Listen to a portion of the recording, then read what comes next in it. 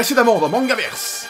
Après sa critique sur Mamoru Soda, un étrange samouraï répondant au nom de Sam Urai arrive dans le Mangas Bunker. Il demande une critique de Basilisk et après cela, il délivre à Monsieur Mangas un étrange colis qui va créer une intrigue. Comme son nom l'indique, Monsieur Mangas est un fan de manga. Dernier de la race des guerriers Mangas, il parcourt le Mangaverse à la recherche d'œuvres à critiquer.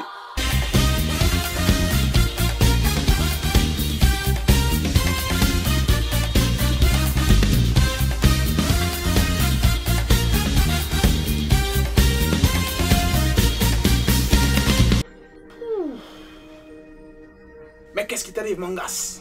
Bah... j'ai pas d'idée en fait, hein. On a fait une vidéo sur Mamoru Soda, on a fait une vidéo sur Basilisk, et là c'est la 3e vidéo, et bah... j'ai pas d'idée. Et pourquoi tu ne critiquerais pas le manga que notre samouraï aranois il nous a ramené le mois dernier? Ouais, faut voir. En plus il avait dit que ça lancerait une intrigue. À voir. Par contre ça s'appelait comment déjà? Ça s'appelait... Animal Kingdom. Ouais, aujourd'hui on parle de Animal Kingdom. Animal Kingdom est un manga écrit et dessiné par Makoto Raikou. Au Japon, le manga a été publié dans le Beisetsu Shonen Magazine de septembre 2009 à novembre 2013. En France, c'est Kiun qui a édité les 14 tomes de la série. Résumé, dans le monde d'Animal Kingdom, les animaux les plus puissants imposent leurs lois aux plus faibles. Raton laveur de son état, Monoko découvre un jour un bébé humain, abandonné dans un panier qui dérive le long de la rivière. Elle décide de l'adopter et de l'élever comme elle peut, malgré les dangers permanents qui règnent dans la jungle.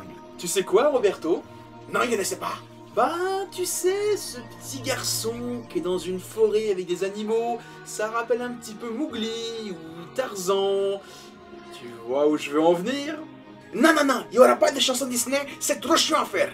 Ah, t'es pas drôle quand tu t'y mets, toi, t'es chiant. Ça aurait été bien de faire un « C'est l'histoire de la vie ». Non, non, non, non, pas de cycle éternel.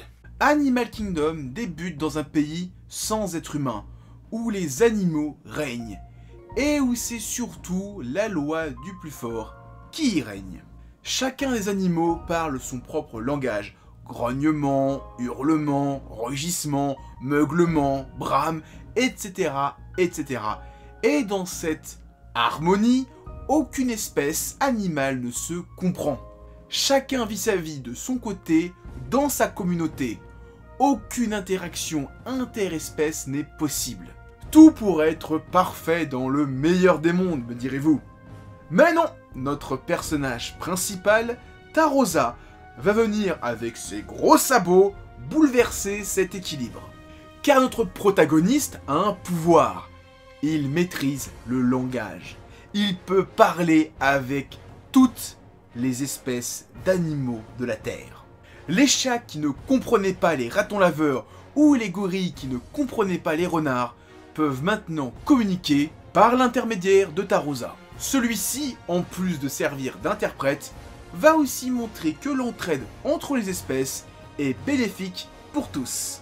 Qu'il faut mieux se tenir la main plutôt que se taper dessus. Et même si aucun animal n'arrive à se comprendre car c'est Tarosa qui sert d'interprète, ils arrivent à unir leurs efforts et aussi, avec le temps, il y a une sorte de communication à travers le cœur. Certains animaux arrivent à se comprendre pas avec la parole, mais ils sont sûrs de penser la même chose, juste à travers des gestes ou des jeux de regard. C'est un magnifique message d'entraide interespèce qu'on pourrait limite assimiler à une possible entraide intercommunauté qu'on a du mal à faire dans notre monde. Tarosa est aussi un personnage qui a un autre message à véhiculer. En plus de servir d'interprète interespèce, il a pour ambition de pousser toutes les espèces à devenir véganes. En réalité, son rêve c'est que herbivores et carnivores soient amis. Le souci, c'est que les carnivores, c'est dans leur nom, ils mangent de la viande, et donc d'autres êtres vivants, et souvent des herbivores. Il va donc essayer de trouver un moyen pour que ces carnassiers puissent changer de régime alimentaire et ainsi devenir amis avec tout le monde. Surtout que si Tarosa a pour ambition que les carnivores arrêtent de manger des herbivores, c'est que lui comprend tous les êtres vivants, mangeurs de viande comme mangeurs d'herbe. Et forcément, quand un herbivore se fait tuer, il entend ces cris de souffrance. C'est une réelle douleur pour notre jeune héros d'entendre tout le temps des animaux hurler à l'agonie. L'autre raison, c'est que très souvent, les carnivores sont en dèche de nourriture. Donc forcément, ils s'entretuent et il y a des famines. S'ils pouvaient manger autre chose que de la viande, il y aurait plus ces famines. Fort heureusement, pour Tarosa, il va très vite être aidé par des carnivores. Dès le début du manga, il va y avoir des personnages, comme Croc-Noir, qui sont des carnassiers, qui ont d'eux-mêmes changé leur régime alimentaire à la suite d'un traumatisme. D'autres personnages hauts en couleur dans la série, qui sont des carnivores, ont le même comportement. Mais si tous les carnassiers étaient comme ça serait beaucoup trop facile. Il va donc y avoir à plusieurs reprises des affrontements. Vous l'avez compris, il va y avoir des combats idéologiques pendant tout le manga. Mais il y aura aussi des affrontements physiques. On n'oublie pas qu'on est dans un shonen neketsu, donc on veut de la grosse baston. Je ne vais pas m'étendre en long, en large et en travers sur les affrontements idéologiques, mais par exemple, quand Tarosa va trouver une solution en disant « Ben, le poisson, tout le monde aime ça, omnivore comme carnivore, donc on n'a qu'à manger ça au lieu de manger nos amis herbivores. » C'est un premier pas vers une sorte d'amitié entre herbivores et carnivores. Mais un jour, Tarosa va rencontrer un éléphant qui va lui dire « Oui, c'est bien de manger du poisson, parce que tu ne parles pas avec eux, mais le jour où tu vas parler avec les poissons, tu vas faire comment ?» Première défaite idéologique pour Tarosa, qui va se rendre compte que son rêve est pas aussi simple. Il pensait qu'en retirant la viande de son alimentation, il pourrait sauver toutes les espèces. Alors oui, Tarosa parle avec tous les êtres vivants, qui sont, pour la plupart, des mammifères. Mais les poissons sont aussi des êtres vivants, et peut-être qu'un jour il les comprendra. Tarosa va donc trouver d'autres moyens pour changer le régime alimentaire des carnivores. Je dis pas comment, ni quand, mais il va trouver un palliatif. Et là, boum, arrive un nouveau personnage, qui pour moi n'a pas été assez présent dans l'œuvre, et a très vite été relégué au grade d'adversaire secondaire. Je parle de Ju, qui arrive face à notre héros et lui dit « Ok, ta solution est très bonne, je l'admets. Mais en faisant ça, tu permets aux végétariens de manger ce qu'ils aiment, mais pas aux carnivores, qui eux doivent changer leur régime alimentaire. » Ce genre de réflexion, ce genre de débat idéologique sur l'alimentation, il y en a pas mal dans le manga. Bien que je trouve que passé une certaine partie du manga, on quitte un peu ce genre de propos pour partir sur de la grosse baston bête et méchante. Je trouve que toute la première partie du manga où Tarosa affronte d'autres êtres humains qui ont une autre vision de la nature et de l'alimentation était génialissime. Et qu'ensuite, partir sur des arcs un peu plus baston, c'est très bien, c'est cool, mais on perdait un peu plus ce propos. En même temps, c'était aussi un petit peu logique, vu que Tarosa avait, vers la moitié du manga, accompli son objectif. Il avait trouvé un moyen pour que les carnivores puissent manger autre chose que de la viande. Donc forcément, à part dire « Oui, mais c'est bien, mais c'est pas bien, mais c'est bien, mais c'est pas bien », ils avaient vraiment plus grand chose à raconter et à argumenter. Et on serait parti sur de la politique à 2 balles. Et clairement, je ne veux pas ça pour Animal Kingdom. De la politique à 2 balles, franchement, ce manga mérite mieux. Et il a mérité mieux. Et maintenant, il serait temps qu'on parle du dessin. Visuellement, ça explose sa race. Il y a des combats qui sont impressionnants, c'est ultra violent. Chaque animal a ses caractéristiques qui sont retranscrites. On est vraiment dans un gros shonen des familles avec des animaux qui ont des super pouvoirs. Forcément, il n'y a aucun animal qui pourra faire ça dans la vraie vie. En fait, l'auteur a pris leurs caractéristiques qui leur sont propres et a ajouté cette petite graine de folie, ce petit côté shonen neketsu. En fait, l'auteur a pris leurs caractéristiques qui leur sont propres et a ajouté cette petite graine de folie, ce petit côté shonen neketsu. Je vais pas tous les citer, mais par exemple, il y a un arc avec des lions. On nous explique certaines caractéristiques des lions, comme par exemple qui sont infanticides.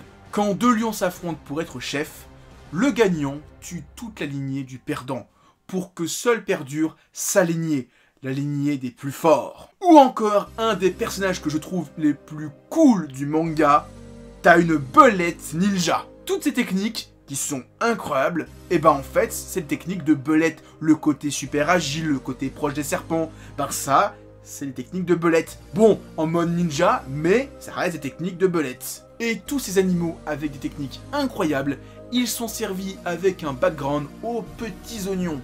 Il y a plein de personnages avec des histoires qui vont vous faire chialer. La loi du plus fort. Gardez ça à l'esprit. En parlant de chialer, parce que à la base on parlait de combat, il y en a qui sont épiques. J'ai eu pas mal de frissons, des gros frissons en lisant le manga. Et ça, c'est grâce au style de l'auteur, Makoto Raikou. Son style, je pourrais le résumer à une phrase. Deux extrêmes qui parfois se rejoignent. Par moments, on a des passages totalement loufoques avec des personnages au visage grotesque qui font n'importe quoi. C'est les passages qui vont vous faire pleurer de rire. Les personnages sont tellement loufoques, tellement n'importe quoi, tu sais pas comment l'auteur a pu imaginer un design pareil, il rendrait crédible et classe des personnages ridicules de One Piece. L'auteur s'éclate même à créer des mini-aventures comme celle d'un lama, maître d'arts martiaux, qui va apprendre le Kamehameha et qui va affronter un adversaire qui est un lama crabe chelou. Et non, je n'ai pas pris d'acide, c'est vraiment dans le manga. Bon, c'est des bonus, mais c'est dans le manga. Et à côté de ça, on a des planches impressionnantes, sanglantes et ultra détaillées. Ça, c'est les moments de baston, c'est les moments de frisson, c'est les moments où l'auteur montre tout son talent. Des doubles pages incroyables qui vont vous faire frissonner, qui vont vous faire chialer, qui vont vous terroriser. Il y a des passages qui sont monstrueux, qui sont sanglants. Parce qu'on reste tout de même sur un univers où la loi du plus fort prédomine, vous allez avoir des moments où vous êtes clairement pas prêt. Comme les passages où le grotesque et l'épique se rejoignent. Oui, vous avez bien entendu, par moments, l'auteur a l'idée loufoque de se dire « Eh, ça serait bien que les trucs badass rencontrent des trucs loufoques. » C'est ce que je disais plus tôt, deux extrêmes qui se rejoignent. Ça arrive plus d'une fois dans le manga, et ça renforce les deux extrêmes. Car d'un côté, le truc hyper badass rend encore plus drôle le truc drôle, mais en même temps, le truc drôle rend encore plus badass le truc badass. Comme ces fameux plats sucrés-salés. Et voilà, on arrive tout doucement à la fin du cycle de cette vidéo. On arrive à la conclusion. Animal Kingdom, c'est un super manga, un petit manga plutôt court, hein, 14 tomes, ça va, c'est correct. C'est un manga dans la collection Kid, alors je comprends pas trop qu'il soit dans une collection pour les enfants.